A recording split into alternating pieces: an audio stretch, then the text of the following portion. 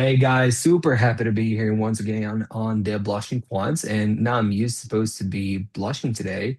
And before we're going to be starting, guys, today we're going to be having a really interesting discussion about sell side, buy side, Monte Carlo simulation, and everything that actually captures curiosity from quant research and quants and capital deployments, so on, and how do you prove that capital is supposed to be deployed. So the discussion today will be fascinating, and so you will have a lot to anticipate out of it. And before we start, now I'm pleasure to have you here. Thank you for coming. Hi, Afak. Thank you for having me, and my pleasure to That's be here. the pleasure is mine. Before we're going to be starting the discussion, you have a lot to speak about yourself. I would love if you can tell us more about you.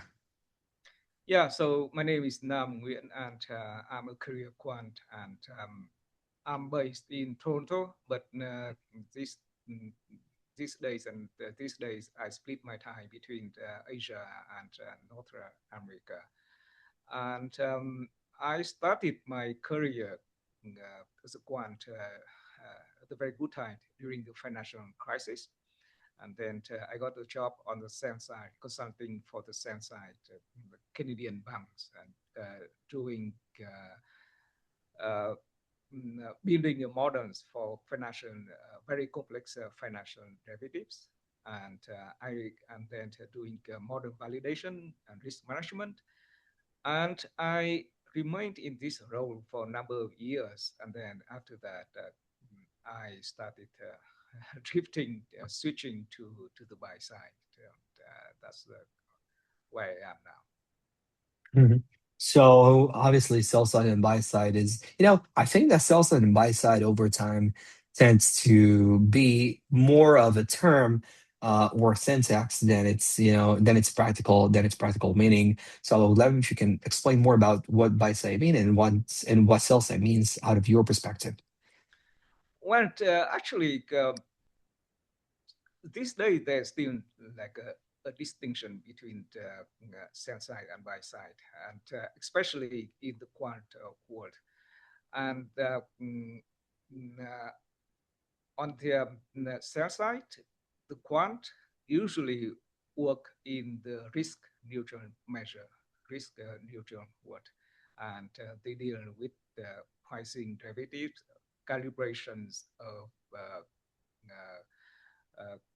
models like volatility surfaces, stochastic volatility models, and calculate risk measures like value at risk, take value at risk. And on the other hand, on on the buy side, most quant deals with the time series and what we call it, in the physical measures, or in quant speak, it's a P measure. And then the skill sets are different. So on the buy side, but, most quants focus on time series, and then statistics, and looking for anomalies, arbitrage opportunities, and looking for alpha. So there's an overlap, and then you can work on both sides if you know how, but you have to be aware of the differences and then the required skill sets. Look, to be frank with you, we have spoken a lot about, the buy side and how to take a time series and how to find anomalies and how to find discrepancies in the data so we can, think of how to constitute an alpha based on that particular anomaly that have just been discovered. And the thing we haven't really had the chance to discuss about in a very professional occasion is sell side. And I think that sell side is not spoken because first and foremost it's less sexy. Yeah. Let's admit it. Let's admit it, but it's very important to discuss about because it enables you to understand the entire picture because buy side have a sell side and a sell side have its own buy side. So let's dive into the world of sell side, and I would love to understand. You said you're supposed to be doing buy side, or you're supposed to be doing sell side if you know how to do it, or if you have the right tools to have it. I would like to ask you what tools or what type of, you know, characteristics or prerequisites you would need to have in order to do a proper sell side work.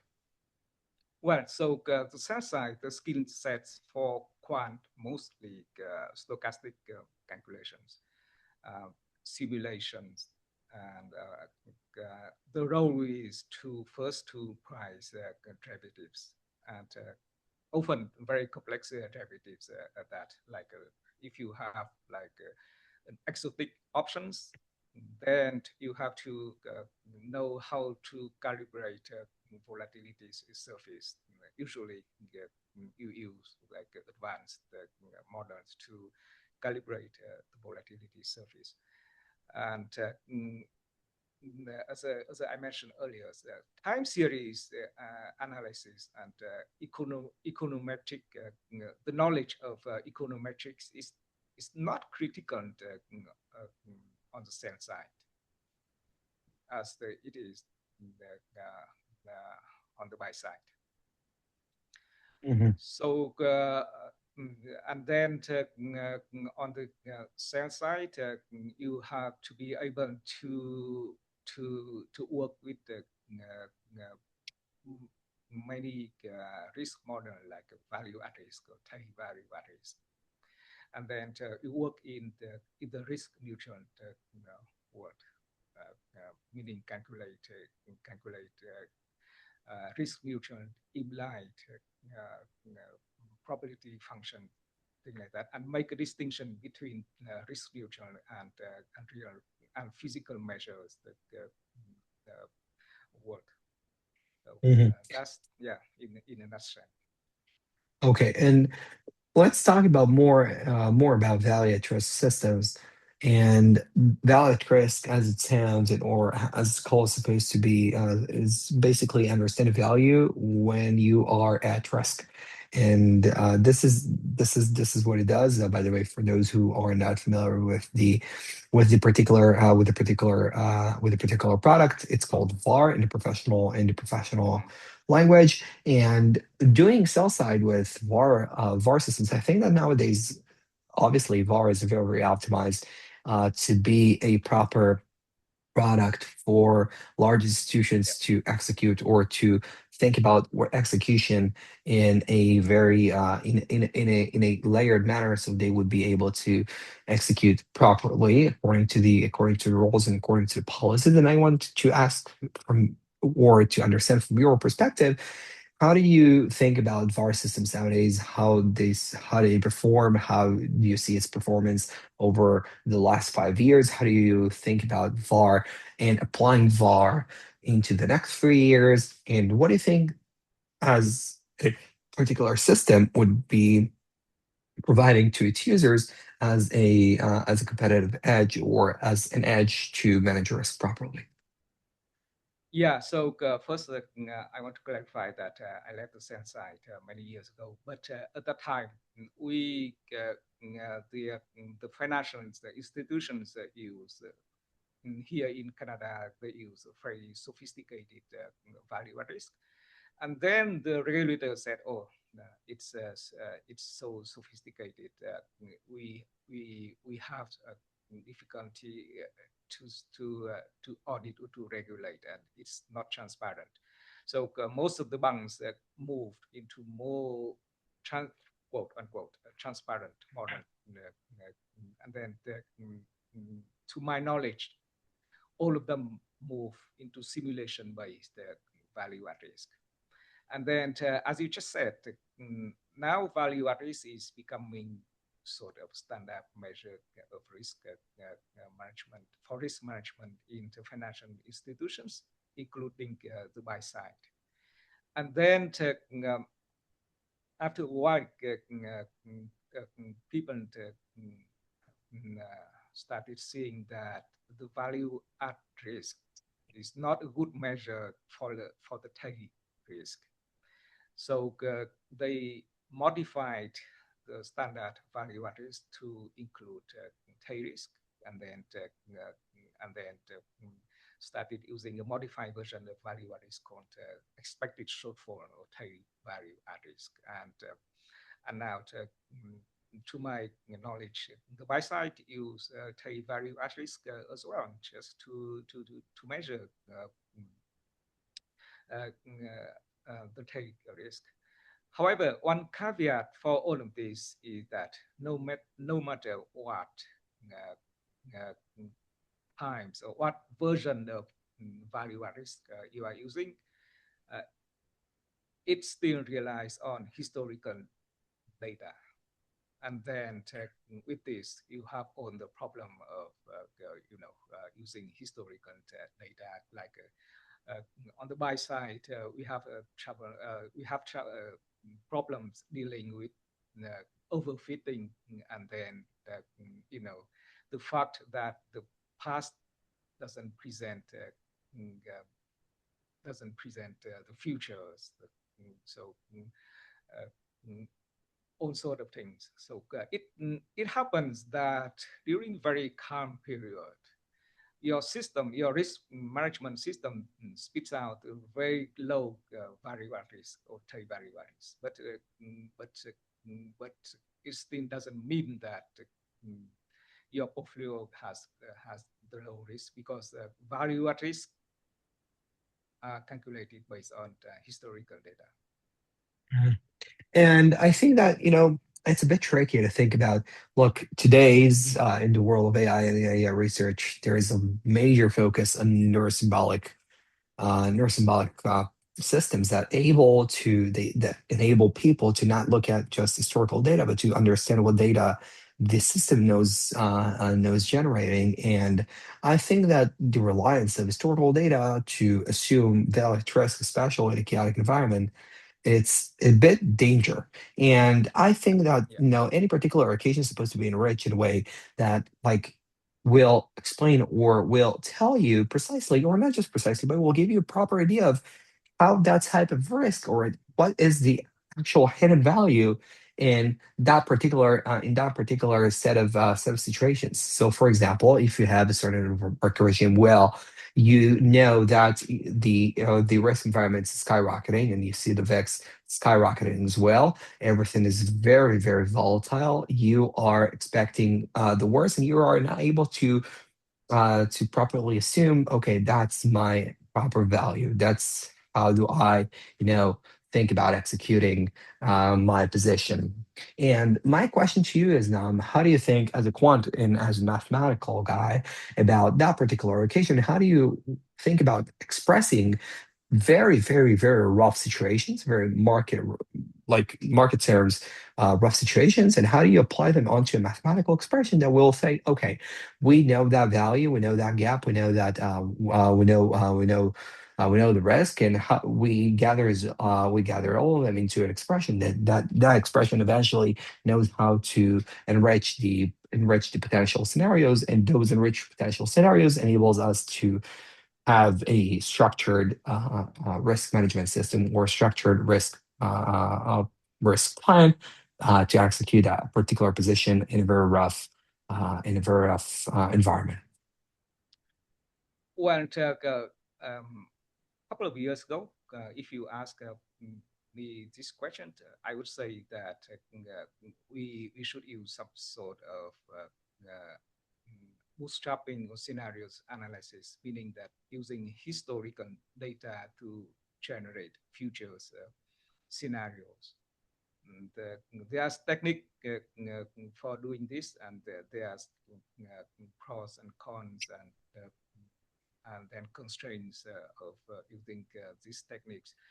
But today, in these days and age of AI and machine learning, I would say that in order to to, to better deal with the fact that we are using historical data, my thinking is we should use AI to train the system to historical data, but also ask the system to look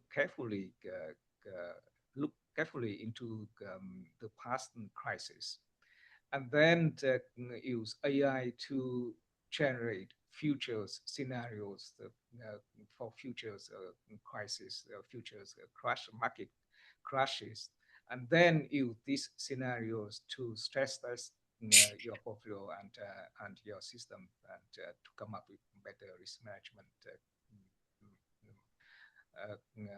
measures. Mhm. Look, I do think it's a really tough question to be asked. Yeah, I was having here. I have a confession. I was in the conference at Oxford University talking about machine learning and artificial intelligence in the financial markets, in the Financial Institute there. By the way, it's not promoted, it's just a story.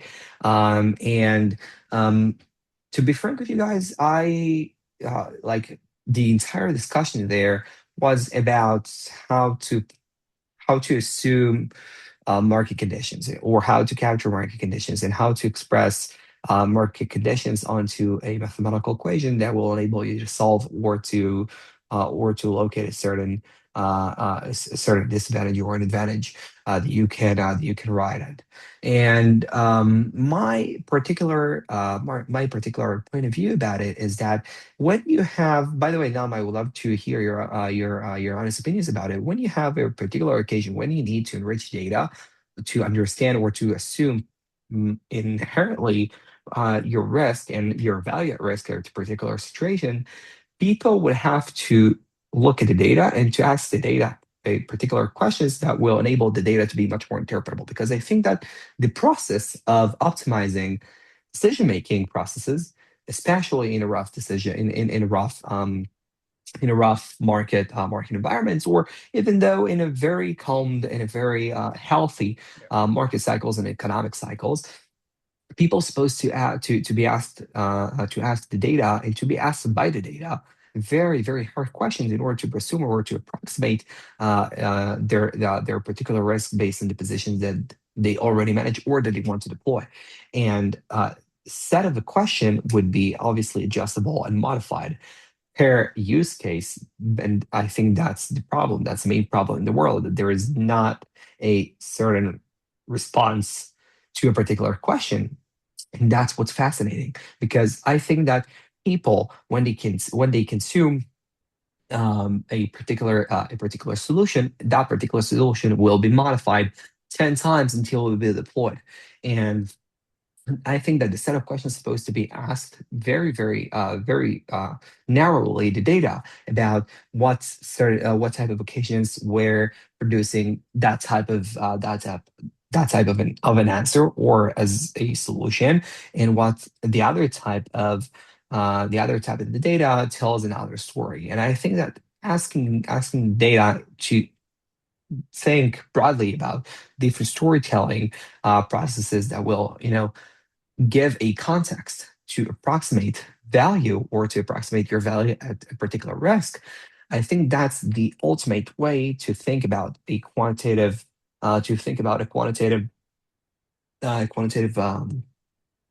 thinking and approximating a certain risk. Now, I would like to hear now, what do you think about my suggestion, or what do you think about my point of view? I would like to fine tune it together with you here live in our recording session to the podcast.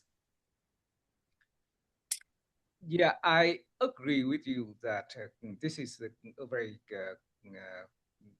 actually this is a difficult questions to deal with, whether using past data to simulate the futures, because in real life, no crisis is the same. If you trade long enough, then Mhm. then that you will see that no crisis mm, behaves the same way. There's always something that is unique for this situation. And so my take is that you use historical data as much as you can, but you still need human judgment, human intervention. So Hmm. that's why there's a role of, I would say, the qualitative or qualitative portfolio managers or risk managers who can step in and intervene. But that person has to have an intimate understanding of the risk management and portfolio management system. Mm. Hmm. That is that I is got it. built based mostly on past data.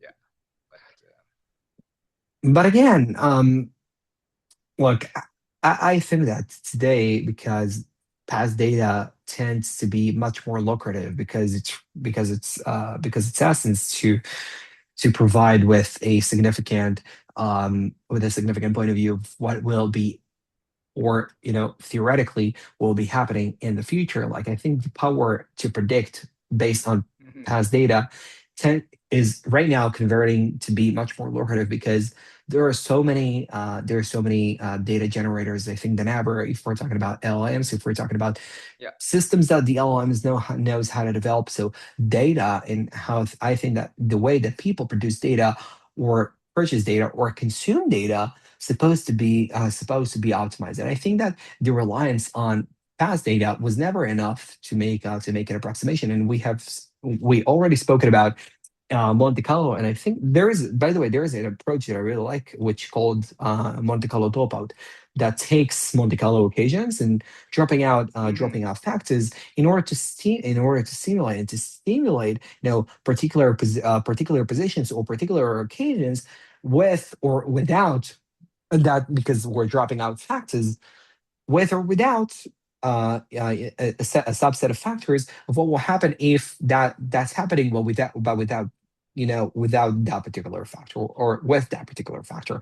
And I think that dropping out factors in order to understand a particular occasion might be useful to make it a bit more interpretable, a bit more, not just much more, but a bit more interpretable. And that's how people are fine tuning neural networks, and how do they fine tune very large data systems with dropping factors that enables, like, algorithms like gradient descent to actually look for local minima, and much more sophisticated optimization processes to locate for that particular local minima, because they drop out. And I think that dropping out, especially in the financial markets, give you a very healthy, but a very sustainable point of view of what will happen. And I think that for portfolio managers, and for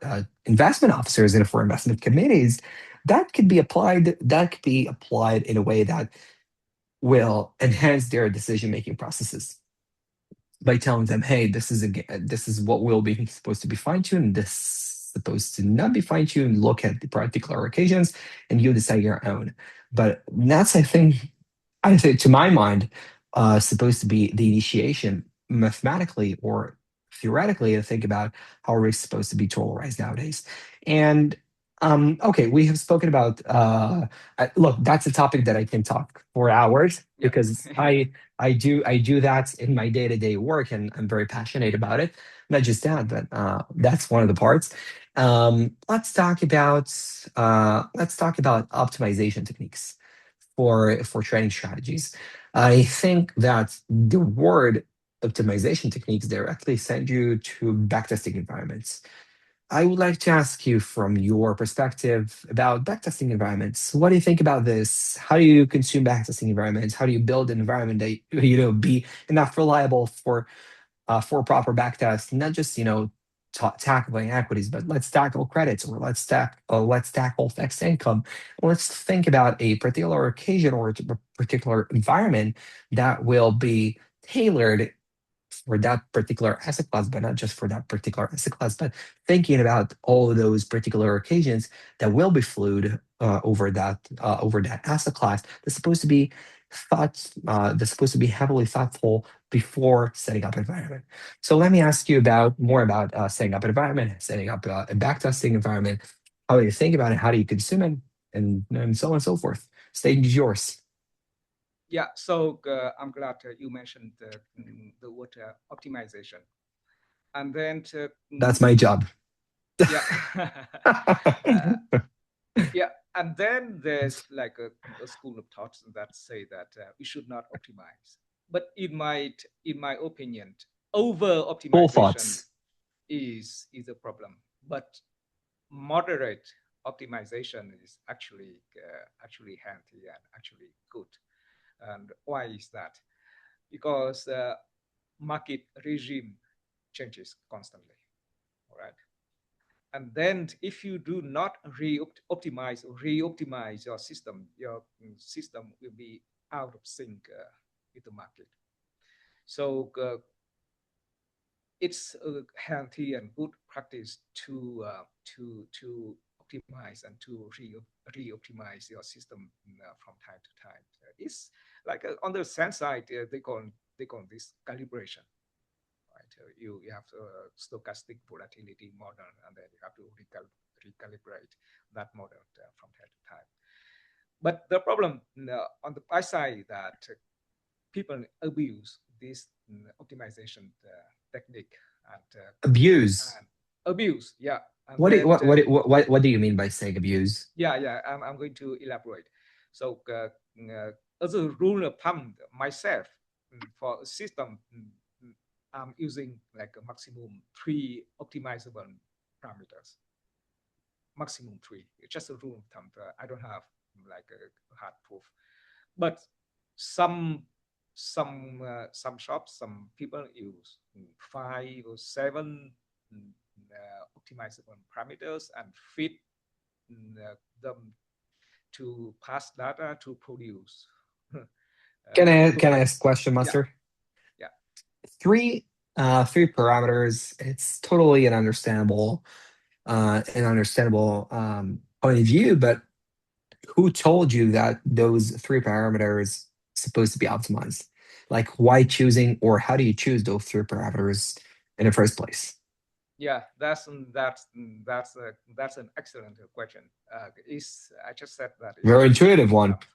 Yeah, intuitive, and then to my comfort level, right? So But you're choosing those parameters intuitively. You don't have like intuitively, yeah, really. yeah, and then but you can't do a rigorous studies and then you do like a out of sample testing work forward analysis to see how many parameters give the most robust system. But for my purposes, I stick with the three. It's just a rule Mhm. of thumb. But in the future, so maybe I will come back and I'll tell you the effect. Here, I um, I, um, I did a rigorous study, and actually, it's not three, but it's five. I don't know yet, but right now Mhm. my comfort level is three. Yeah, well, I understand that, and I understand the comfort that you're relating to, and my how do I wonder about things is that many people are intervene machine learning Oh in so yes, many too many in s- parameters. yeah too many, like not just in the trading or the inference stage of those models, but they intervene machine learning so many times or so much times in their own pipeline. So if they want to optimize a certain thing, they use machine learning. Like for example, transaction cost analysis nowadays, you even don't know, or you even don't imagine, or you even can't imagine how it's optimized by industry professionals, because people are optimizing right now their transaction costs in order to minimize or to increase profit margins, but to minimize losses. And I think that people are trying to constantly optimize their own processes, but they don't simplify. Well, the smartest ones actually simplify, but but most majority of the market, an integral part of the market, overcomplicate that process with optimizing how much parameters should I be using, or how much exposure do I have, or how much um how much internal and external view do I have? And I think that, that particular shout, or that the market is actually shouting right now, or portfolio managers, is that they want to consume more data. They don't know what to ask for, but they want to consume more data, but they certainly know their own pain points. And my question for you is that if most of them work with their intuition, but most of them are actually looking for a set of artifacts that will prove or disprove their experiency. You work with your intuition, and intuitively you select three parameters. And I like to raise my hand and to ask you, hey mates, how do you think about it? Or what forces you to think about only three parameters, and what parameters do you include in your model, and how do you know how to optimize them ongoingly in order to provide the same value? Yeah, so because I started a long time ago, well before the machine learning and AI became popular, and specializes in options and volatilities product. So I focused more on volatility modeling and the risk factors in volatility market, like implied and historical volatility. So then as I as I progress in this profession, I always stick with the couple of variables like volatilities, correlation, and Mhm. thing like that. So Yeah, well, yeah, this became my risk factor and optimizable risk factors that I'm comfortable with. I know that I should introduce more risk factors and optimizable variables into my model. But right now, I stick with Mhm, But as I told you, maybe next time I will come and say, hey, yeah, like I introduce, let's say, credit risk in my model, right? mhm, I introduce liquidity sort of liquidity factors in my models, and they improved my results largely. So mhm.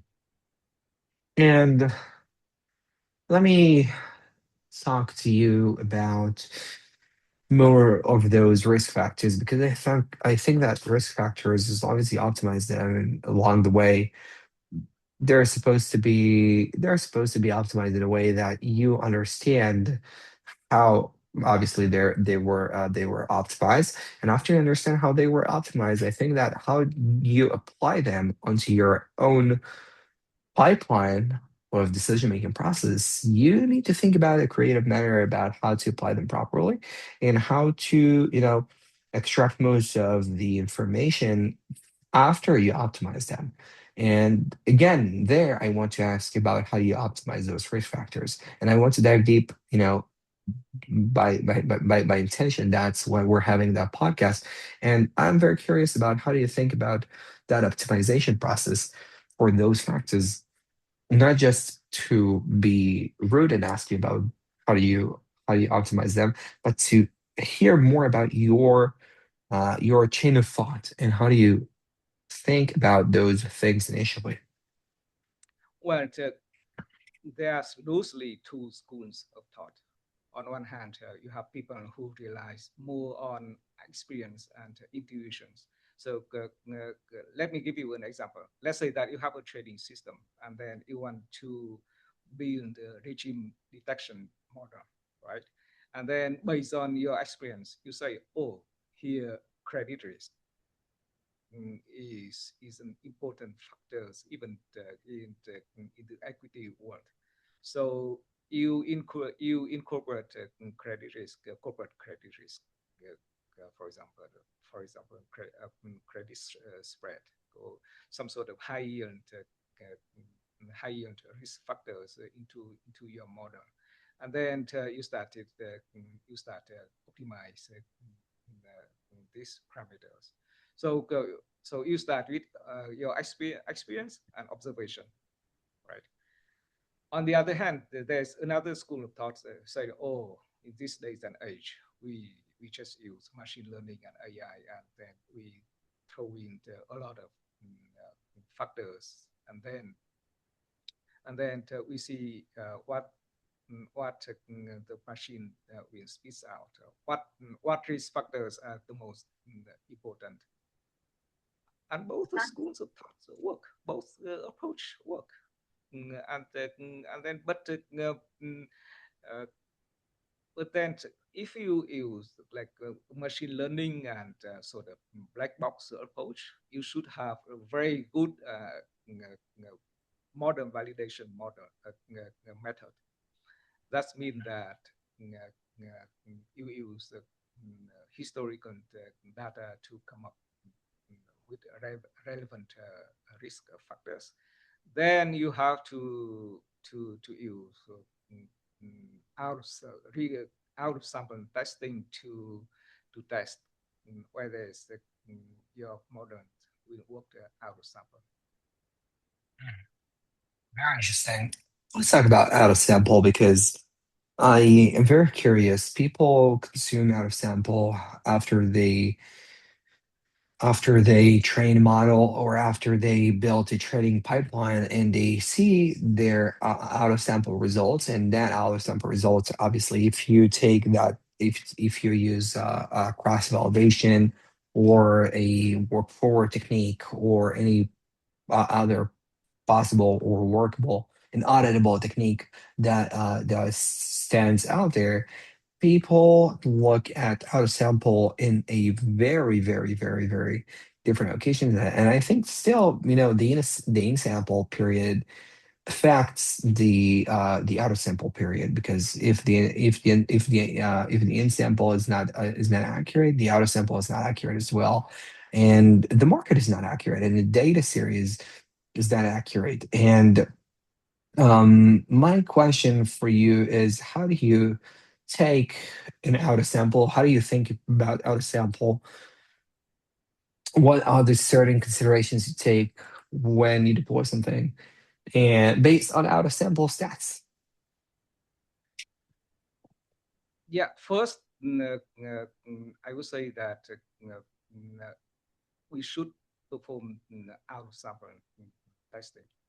However, the process that mm, that mm, we perform the out of sample testing, we should consider that the amount of in sample and out of sample, the split between in sample and out of sample, that's a, a parameters as well. And most people split in sample and out of sample data like rather arbitrarily.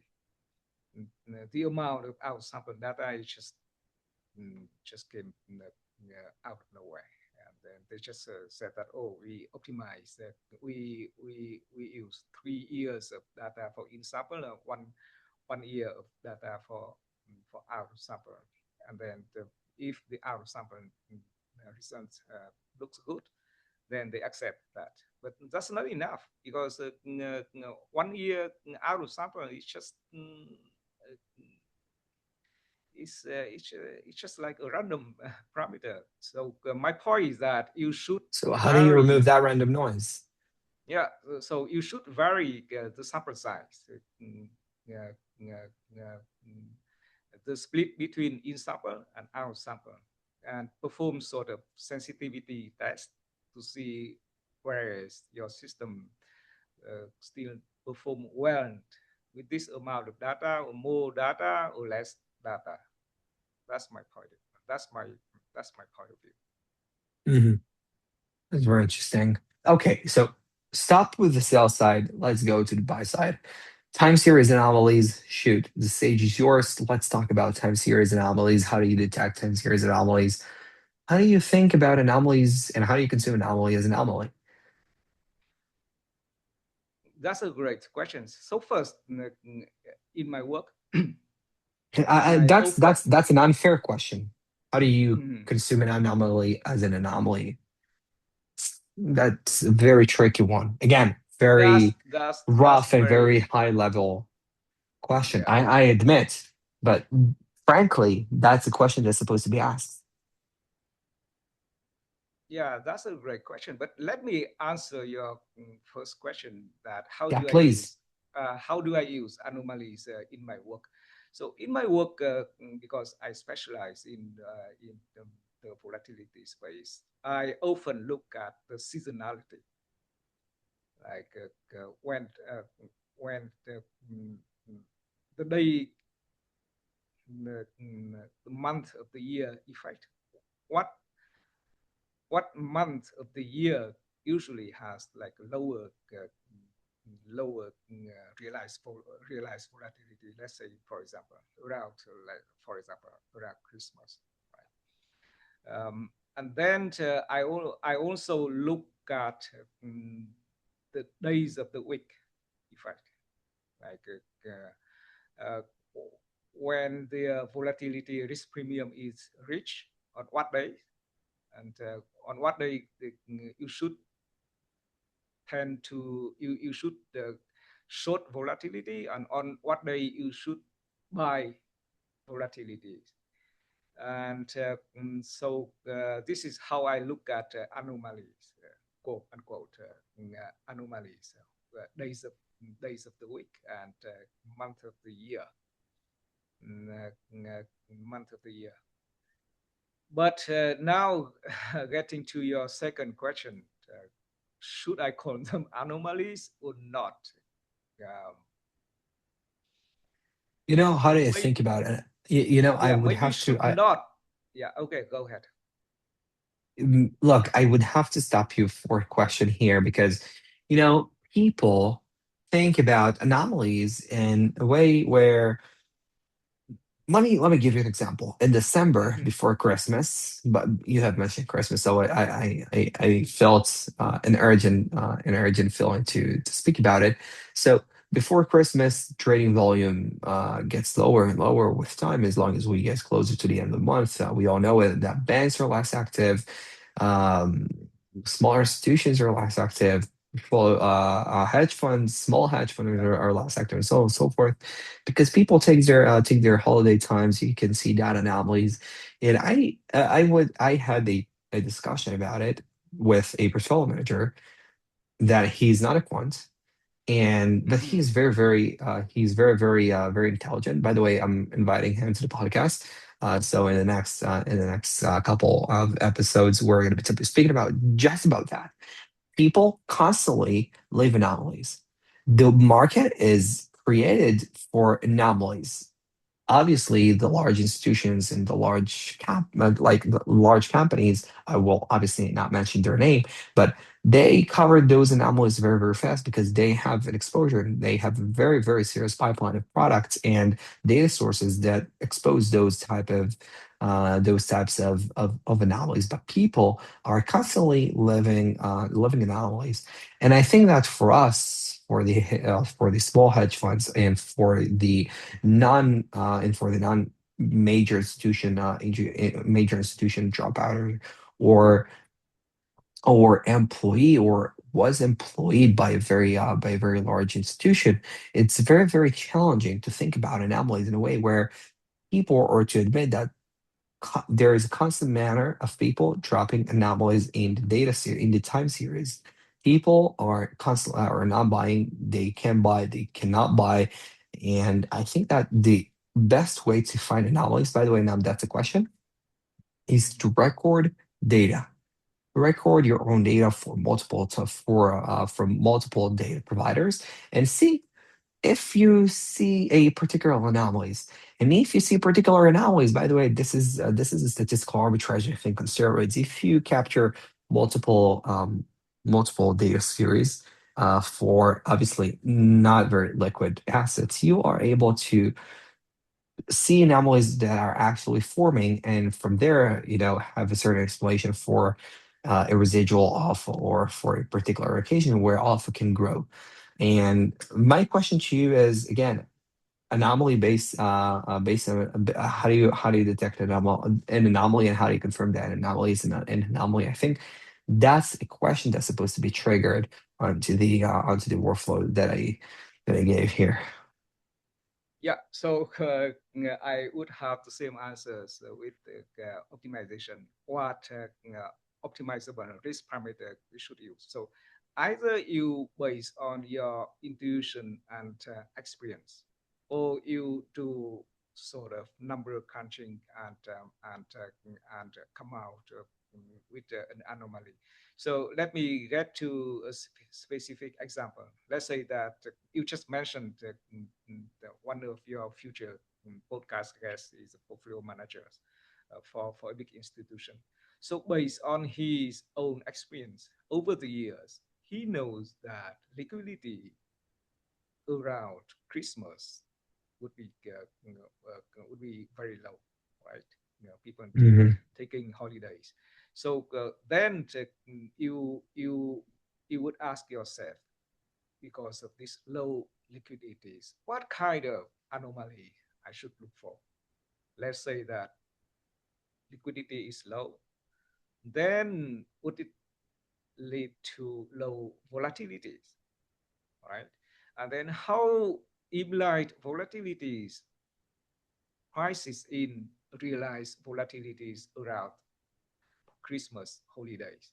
So the process is you use your experience and intuitions and ask this kind of probing questions and go to, and then after that you have a hypothesis and then you use past data to validate or invalidate your hypothesis. That's one approach, right? And now but with the advancement of machine learning and AI, you can dump all the data in your computer and ask AI to mine the data and to come up with with like a possible anomalies. But then, as I said before, you have to validate it in the app server. So, Hmm. That's Look, I have multiple questions about it. mhm, I just don't know how to tackle. yeah. Um, let's try. Okay, let's try. I think that talking about mainly and particularly about anomalies in time series, it's a very tough question to detect by itself.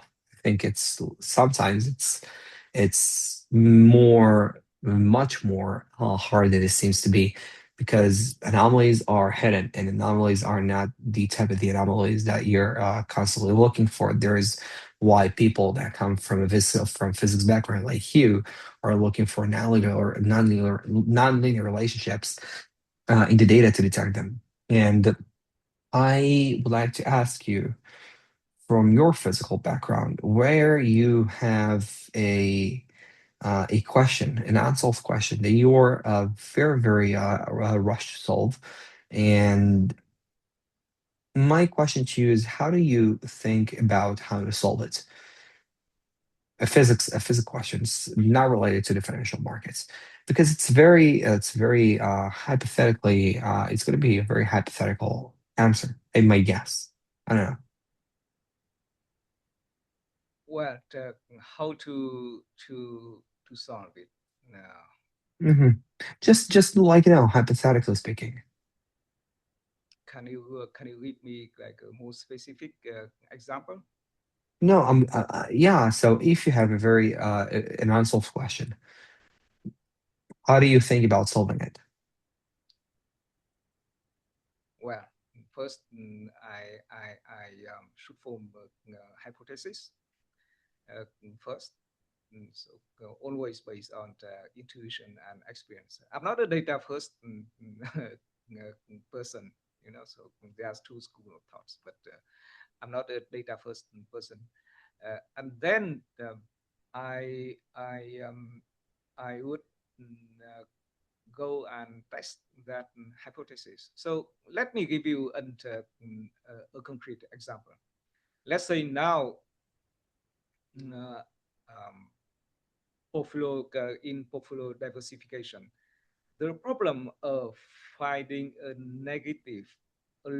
negatively correlated asset with your with your portfolio, with the assets already existing in your portfolio is a very tough problem. How to go about finding an asset or strategies, or combination of those that have negative correlations with your assets in portfolio, and that correlation should be stable, should be negative. That's a very tough question. Hmm. And then to tackle that questions, I would form a hypothesis. I would say,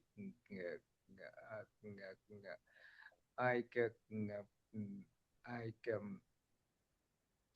my reasoning would lead me to, let's say that if you have a long exposure equity, then then then you want negative correlation, then you should use some sort of put options, combinations of put options to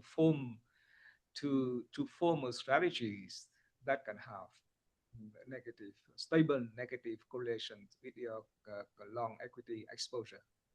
And then I will go and try the several combinations of put option, and then test them if there's really an efficient strategies that have negative correlations with your long exposure, with your long equity exposure.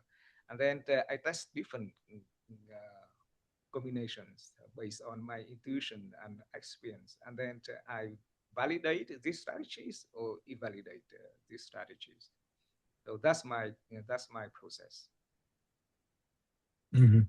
Like taking an hypothesis and solving it and try to, approximate. That's the entire discussion, basically. The entire discussion is based on like a very hypothetical based Mm, question. The entire discussion, I think. Just take if you have an unsolved questions, and that's exactly like anomalies in the data in the time series.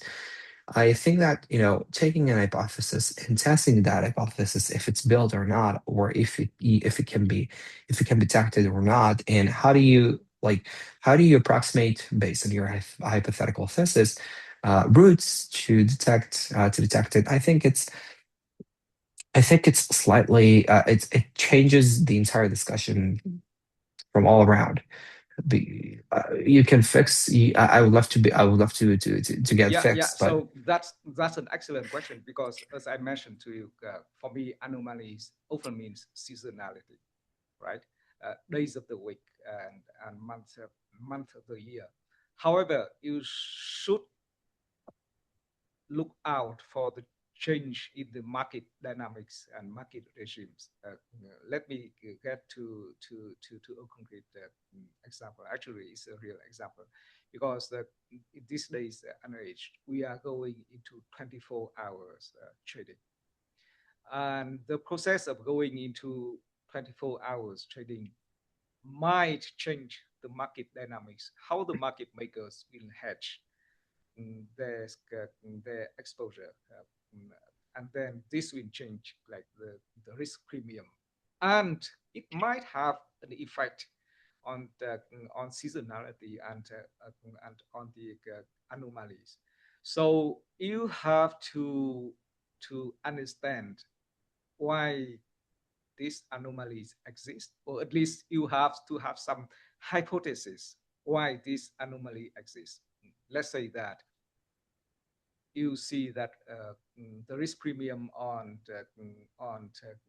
Fridays is elevated, and then you form a hypothesis that, oh, because it's the weekend risk, and then the market will reward you for taking the weekend risk. But this is your hypothesis. But now, what if we go into 24 hours trading and 7 days a week? So there's no weekend risk. Market maker can hedge during the weekend, right? So you have to test this hypothesis and somehow see or somehow predict whereas this seasonality or this anomaly will persist in case of 24/7 trading. Hmm. That's what I would do. Hmm. Very interesting. Um, okay, let's dive onto another type of discussion about, and I think that that would be the last one for today's conversation because Mm-hmm. we're getting it longer than we planned. I would like to tackle and I would like to ask you about the markets in general. What do you think about today's markets, about how the market is and how the people that work in the financial markets? Let's talk about the people. Moreover, you see people that are very much more confident with their work, very much more thoughtful with their work, very much more understandable with what they do and how they do it, and how they manage your work. And I would like to hear from your point of view how and where you think the markets will be led to with the inclusion of AI and with the inclusion of very, very, very smart people that knows how to leverage AI as an endeavor, as a great leverage to their endeavor to optimize their workload for the markets. Yeah, so definitely AI is introducing tremendous changes in the financial market, both from the market dynamics point of view and from the human resource point of view. As you said, now like a junior level analyst can be very efficient, right? Producing codes and strategies very efficiently. So I think that will make the market more efficient. And this kind of anomaly we just discussed, maybe they will cease to exist very soon. We don't know. And we don't know. Mhm. Uh, No, obviously it's a hard thing to approximate it's a and hard to yeah, predict. On the yeah, other but hand, okay, yeah, go ahead. no, you go ahead, you go Yeah, ahead. and on the other hand, there are some people they say that because the uh, mm, codes and quant strategies can be produced easily these days. This will introduce more noise in the market. Hmm. I don't know, but one thing I've been noticing that the market dynamics is changing, especially after the COVID. Whereas it's due to liquidity or due to AI and machine learning. Mm, I don't know yet, but I'm on the lookout to uh, I'm going to do some research to see why, but it's now clear to me that there is a regime change in almost any market, in volatility market, volatility space, and in equity space as well. Momentum strategies don't behave the same as before. Mean reversion strategies don't behave the same as before. And correlations and dispersions are changing. So, so yeah, there's definitely a regime change in the market dynamics. Absolutely.